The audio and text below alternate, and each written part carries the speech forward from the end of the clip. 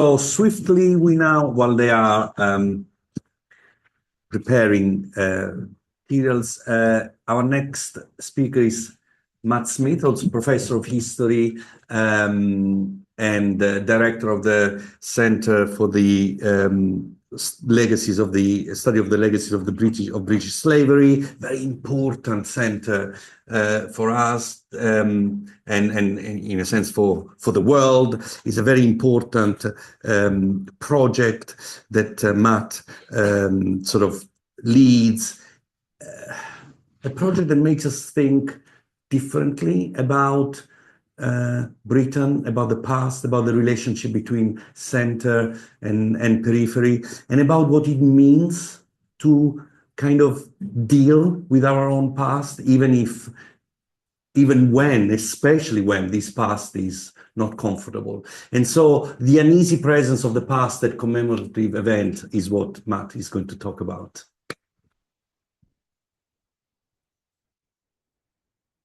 Thank you, Antonio, and just my thanks as well to Chloe for organizing this great event. Good to see everybody here for it. And thanks to Margot, I really enjoyed that presentation. It made me think about my first year as a history undergraduate in Jamaica. One of my lecturers was named Elizabeth Pigou. So you may have actually filled in some history for me this evening.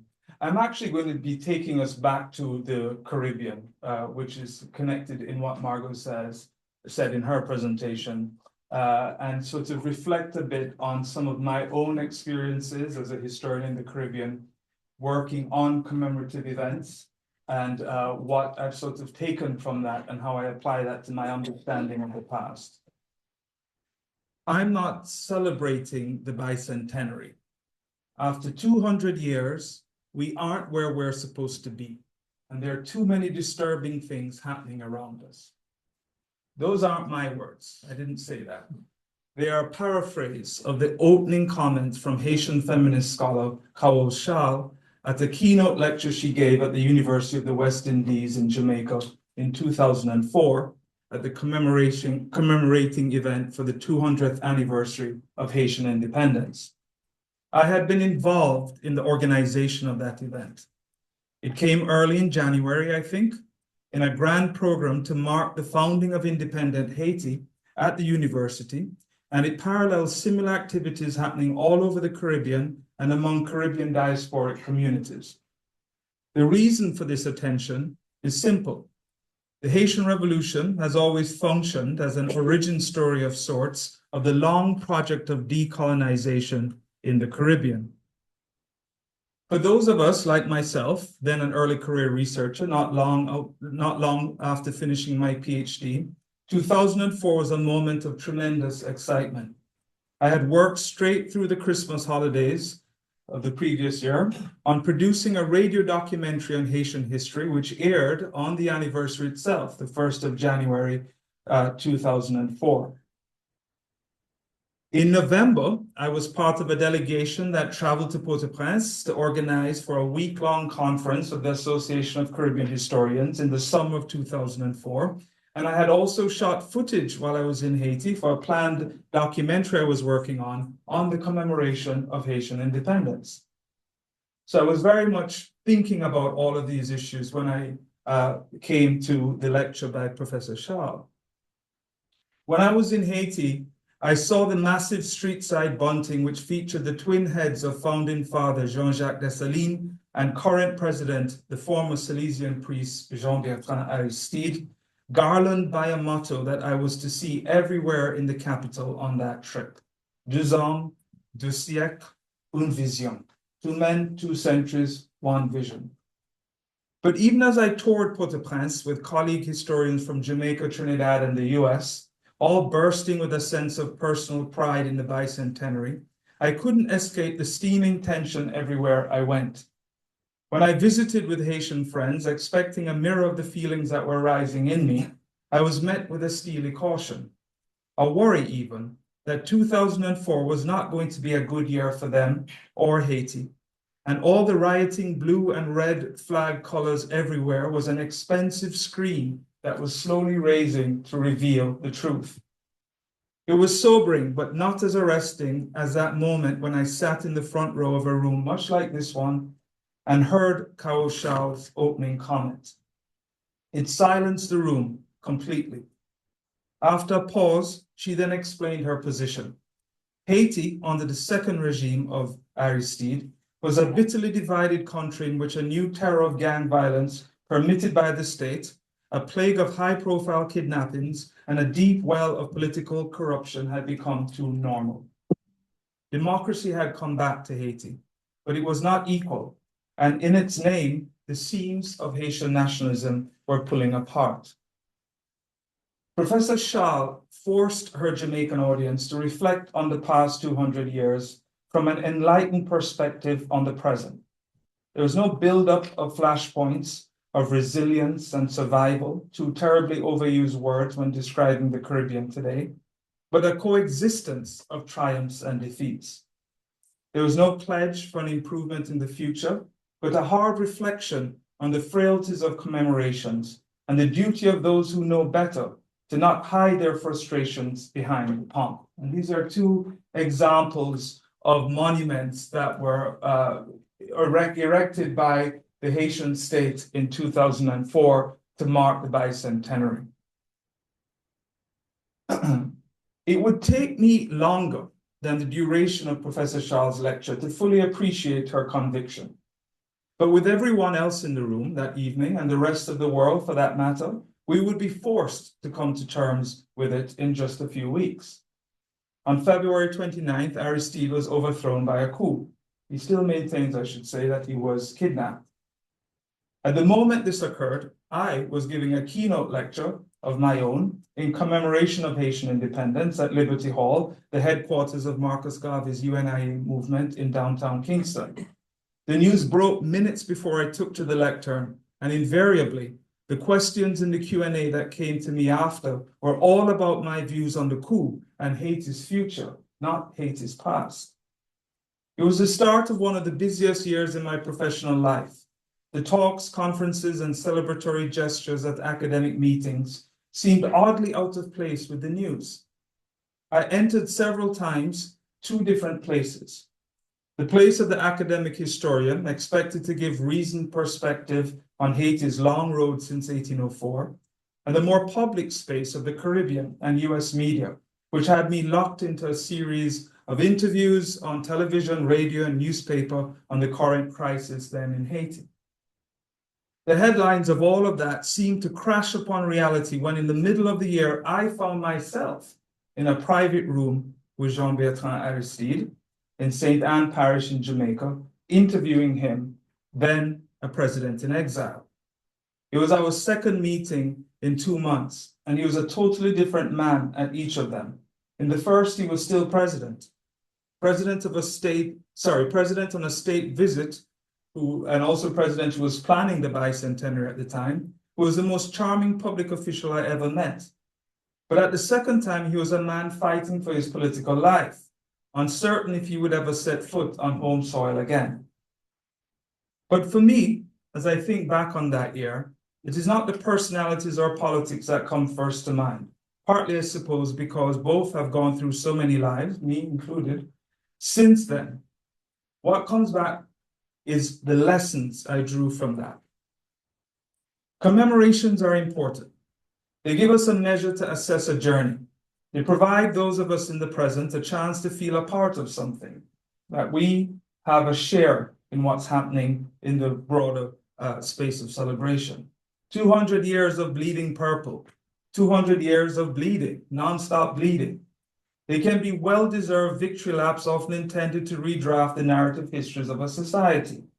In 1934, the massive celebration of the abolition of the transatlantic slave trade in this country was a spectacular undertaking which produced its own legacies with statues of Wilberforce and long parades in Hull and London.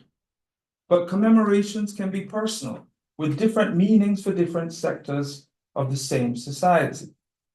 In 1888, on the 50th anniversary of the abolition of slavery in Jamaica, whilst the government sweated over using it as an occasion to show the British that after slavery, Jamaicans had proven themselves worthy colonials, rural villages marked the occasion by hosting grand outdoor dinners to honor the feeble last generation of enslaved Africans still living on the island.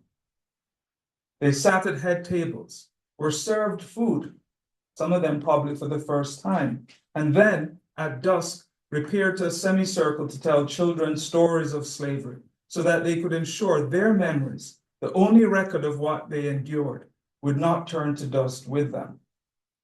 There was a personal and communal commemoration in that. It was a representation of the past that the people wanted, but not the one that the state wanted to tell. Nor was it the way the commemoration was to be remembered. Commemorations are beacons of their own. They radiate and create a truncation of fact. The extant record of the Jubilee of Emancipation in the British Caribbean is a fine book filled with tributes and glossy photographs that the historian seeking to study it must consult.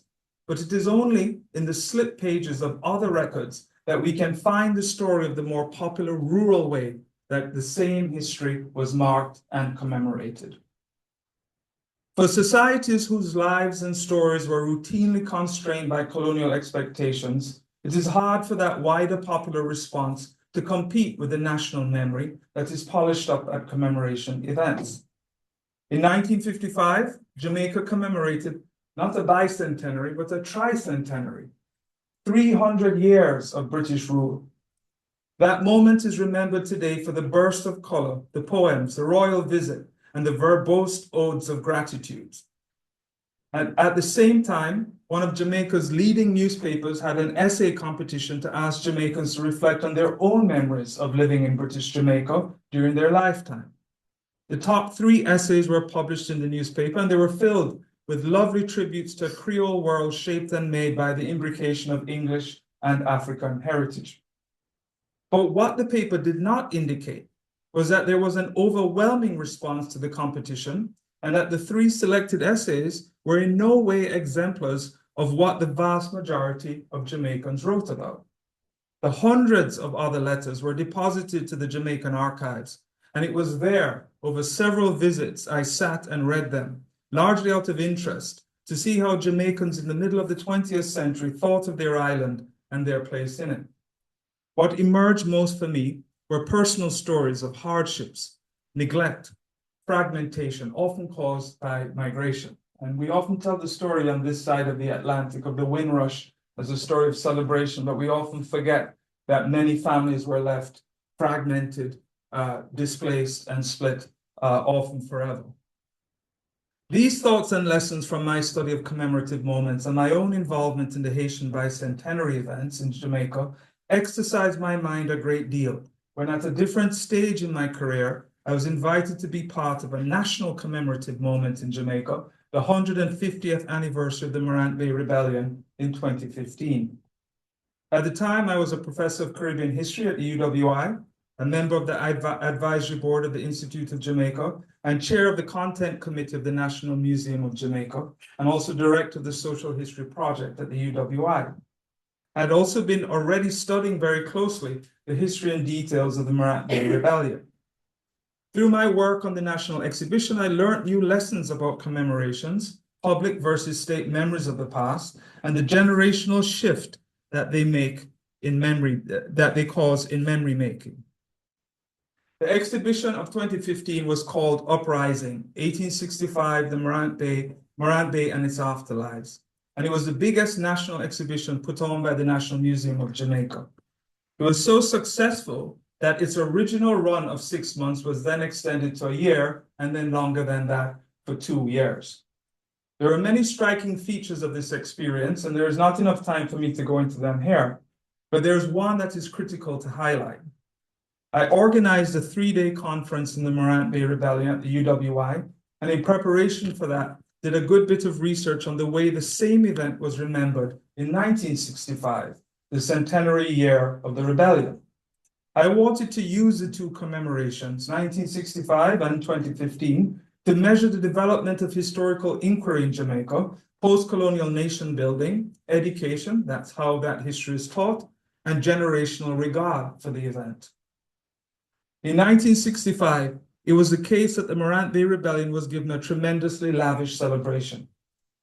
100 years before that, in 1865, the event had been vilified by colonial authorities, its leaders executed, and their names all but banned from public discourse on the past. They were not heroes. They were seen as rabble-rousers, rebels who sought to make a race war in Jamaica, intended to exterminate white people in the island, very much as how many people then perceived the Haitian Revolution. This is obviously a misreading of both Haiti and 1865, but the power of it and the force of that narrative carried all the way through the remaining century of colonial rule. In fact, when I was doing research on this, I found in the archives a reference to a secondary school student in the 1920s who in his history class dared mention the name Paul Bogle. That's the leader of the rebellion who you see memorialized in that statue, and was suspended from school just for saying his name. By 1965, this was 3 years that Jamaica had been independent from Britain, and Jamaica was then rapidly seeking a new story of itself, one that was not defined by the genuflections to empire of their forebears, but that celebrated resistance as a cornerstone of national becoming. Paul Bogle and George William Gordon, the two leading names associated with the Morant Bay event, were given hero status, and in Bogle's case, a statue was commissioned and unveiled at the site of his execution, as you see in the image there, which is a courthouse in Morant Bay. But in 2015, that statue was no longer there. The conference we organized at the university climaxed with a one-day tour of Morant Bay and a visit to the courthouse. To the grave disappointment of our international participants from the UK and the US, there was no Paul Bogle statue, and the courthouse, which had been destroyed by a fire, had not been rebuilt. I think they expected it to be like commemorative sites that they were familiar with, and the absence and noise in a space that seemed to demand solemnity was a lot to process. But the explanation was right there in front of us. The people of Morant Bay, the foremost inheritors of what had taken place at that courthouse, had decided they did not want to remember the past that way. They wanted to live in the legacies and think about their own future and not be compelled to bow reverentially to a statue that the government brought and put in their space. This was not far removed from what Carol Shaw was saying in 2004. And her own perspective was shaped by at least a century of similar tensions over how we are told to remember the past through commemorations and how people choose to remember it. Again, Haiti is worth noting one final time. In 1904, Haiti celebrated its centenary. The occasion led to the creation of a national anthem for the first time, La Dessalinienne, and statues to Haitian revolutionaries commissioned by the Haitian government, then led by President Nor Alexis. The memory of 1904's memory of 1804 is a testament to the endurances. One day in the National Archives here in the UK at Kew, I found a clue of another remembrance. It was a crumpled note that had been slipped under the front door of the British legation in Port-au-Prince. It had the ominous wording that you see on the screen. And it is worth noting that the Haitian use of the term blanc in that is not necessarily a racialized term. It is a term used almost as a catch-all for all foreigners, regardless of race. It's very common to see in Port-au-Prince today, if someone comes from the province to the capital, they might be referred to as a blanc, even if they're not racially presenting as white. It sort of means fish out of water. But in this case, it equates the Haitian Revolution with the then current struggle for Haiti to retain its sovereignty. And this quote cannot be read without a sense of the overwhelming presence of the US military forces in Caribbean waters at that time. The US had already large footprints in Cuba. They were designing for the Panama Canal and kept lurking around Haiti. Whoever put that note under the door of the British ambassador on the 100th anniversary of Haitian independence read that commemoration as a moment of invigorating a movement to defend the Haitian state, which would eventually fall under US occupation in 1915.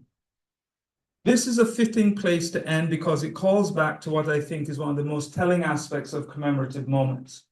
As they draft new histories laid in bronze and concrete and glossy books, they are by their very nature always going to be limited. They may cobble and configure the messiness of history for palatable acceptance, but they can only go so far. There exists always a popular sense of that same history that cannot be tidied up no matter how much effort is put to that service. As historians who care about the frayed ends of the past, we might think of them as provocations to learn, not just about the stories that are being honored, but challenges for us to keep examining them long after those large, long, even numbers have turned back to odd years. Thank you.